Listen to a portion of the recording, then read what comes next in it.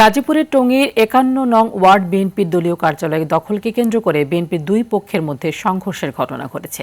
শুক্রবার দিবাগত রাতে টঙ্গী পশ্চিম থানা বিএনপি নেতা ও তার সহযোগীরা ২৭ এলাকার ওয়ার্ড বিএনপির কার্যালয়টি দখল করতে যায়। এ সময় বিএনপির ওয়ার্ড কার্যালয়ে থাকা টঙ্গী পশ্চিম থানা স্বেচ্ছাসেবক দলের যুগ্ম আহ্বায়ক গুরুতর আহত হন। পরে তাকে উদ্ধার করে হাসপাতালে নিয়ে চিকিৎসা দেওয়া হয়। এই ঘটনায় টঙ্গী পশ্চিম থানায় একটি অভিযোগ দায়ের করা হয়েছে।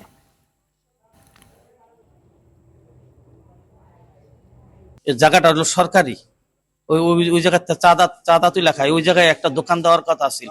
এর আগে সাধারণ সম্পাদক যে ইকতিয়ার খান তারও মারতে গেছে এই অফিসটা নিয়ে। আমি এটা সুস্থ বিচার চাই নেতাদের কাছে।